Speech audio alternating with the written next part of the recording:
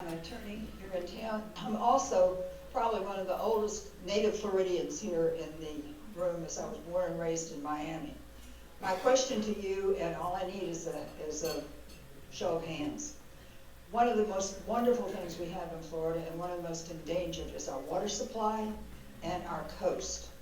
And I would like to know, as a show of hands, if you are elected to go to Congress, can we depend upon you to fight to the end against offshore drilling in either the Atlantic or in the Gulf, and to do everything you can to support our water supply saviors by getting rid of the sugar, which was already voted on by the people?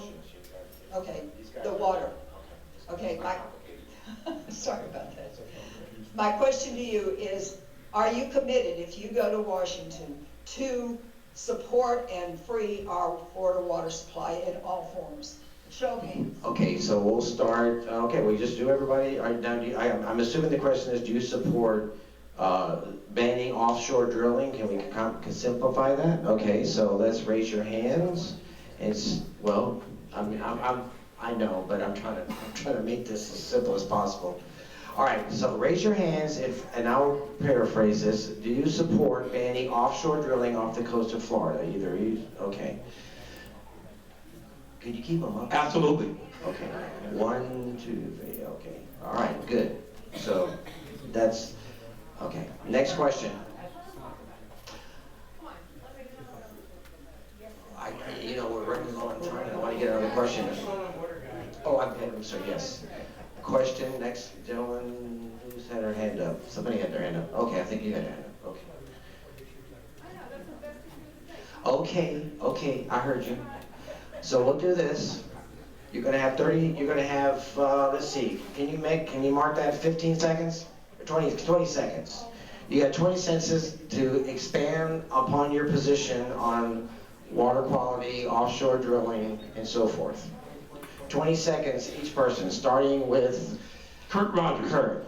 I'm opposed to offshore drilling. It's already been demonstrated that we've had issues with this over the years, okay? With regard to safe water, who can argue with safe water? What we have to do is ensure that shortage of water globally is addressed, which sounds weird, but I'm also a global thinker. Thank you. Thank you.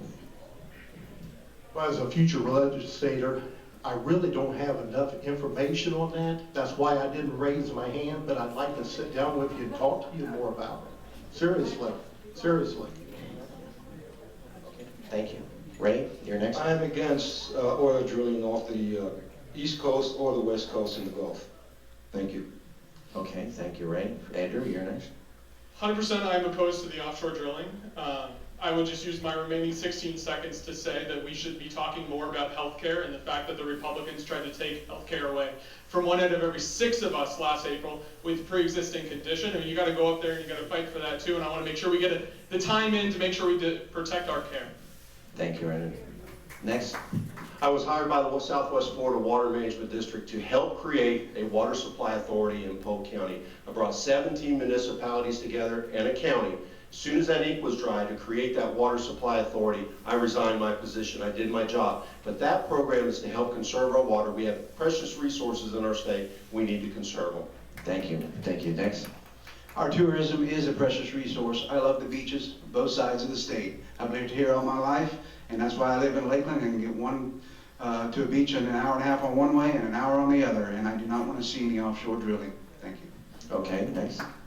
Well, the truth is that I've looked at the San Diego Bight. I don't know how many people know about the San Diego Bight in here, and looked at the production that's been there for years. It's one of the most abundant places that you will find sea life around those derricks and platforms, and it's been there for generations, and it's been producing oil safely. All you need to do is just look it up, the San Diego Bight. Thank you. And Chris, you have the last word. Clean air and clean water are the only thing that are going to make Florida a secure and safe place to live and raise our families.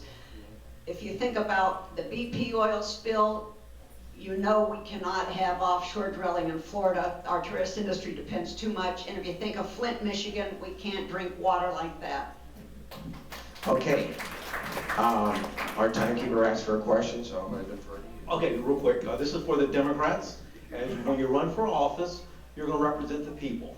But as an elected official, you represent your party too.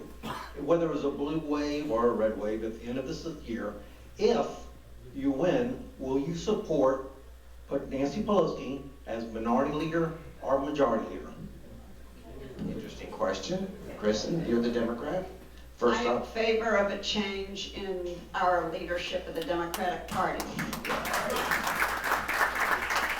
Next Democrat, I think that may be Andrew. If I'm elected, I won't support Pelosi. Okay, we got that one. All right. You know, I'll be honest with you. I get that question a lot, and I just don't. I don't frankly care because our healthcare is under attack. Honestly, I can't say that's not our fight. I want to make sure I will be one of the ones who go. Sorry, to be. We are ready for a new gen. I hear you. We need a new generation of leadership, but the fight that I'm in is for the majority of the House. This is one of the most flippable congressional seats in the country. We need to get up there so we can protect our health care and make sure we have the resources we need to fight for a new generation. Okay. All right, break up the fight. Okay. Ray, you're next. I do support change. I think that Nancy should step down and let some new blood move in. Okay, interesting. I think that's the last Democrat, so we'll pass the mic down. I think I have another question over here. Identify, you can try to remember? Okay, good. My name is Jerry Presley, and the question that I have for you all is, we kind of see the hyper-partisanship that's going on in this country today. Today, we need more statesmanship and less politicians.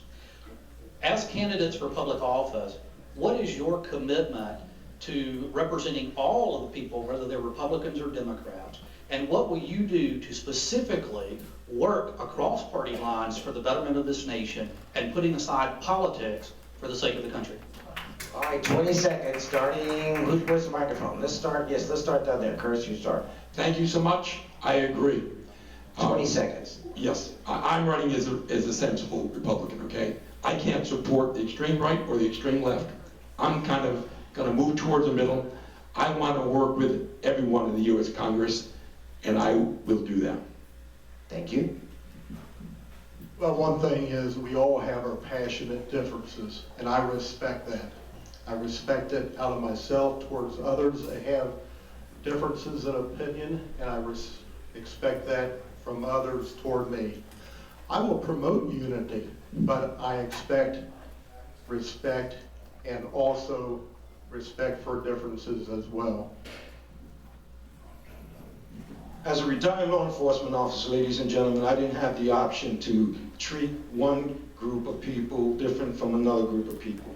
I treat everybody across the board. If I have to take you to jail, you go to jail, just like anybody else. But I serve everybody regardless of color, creed, backgrounds, or wherever you come from. Thank you. Thank you, Ray. Andrew?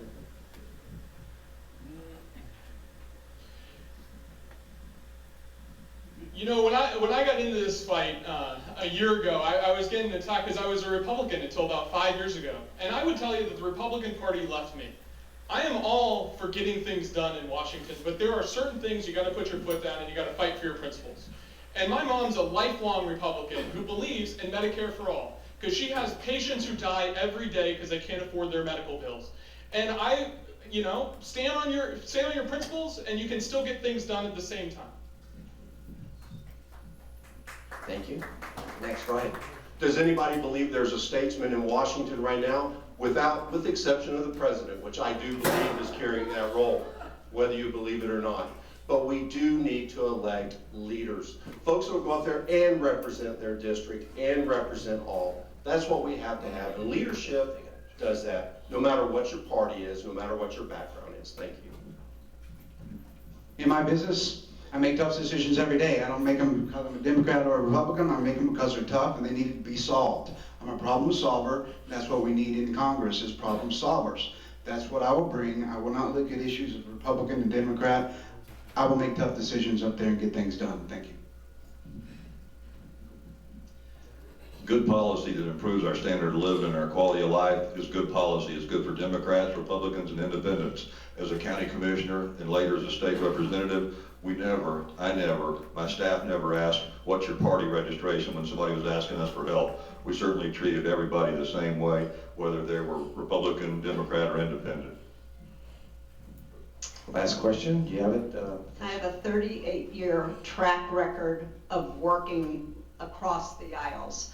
I have been a participant and an attorney for the Florida citrus industry, which is, there's hardly a Democrat to be found in the Florida citrus industry, and we've worked well together. And I don't think without bipartisan legislation, we're not going to get health care, we're not going to get a good tax code, we're not going to get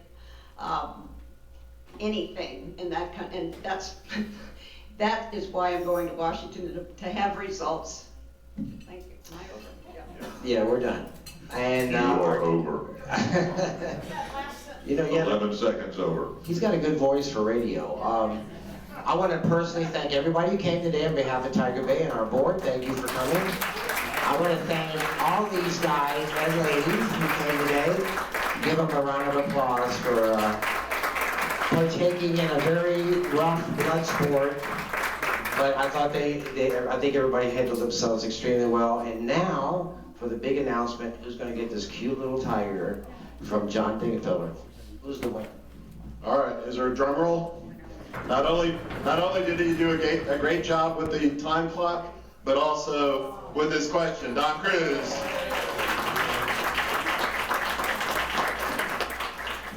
Thank you, John. Well, you guys stay here. We're going to take a picture, and thank you for coming. Don't forget the third Friday, July 20th is going to be our next program. RSVP for that. Thank you all for coming. Thank you very much. Appreciate it. Have a good day.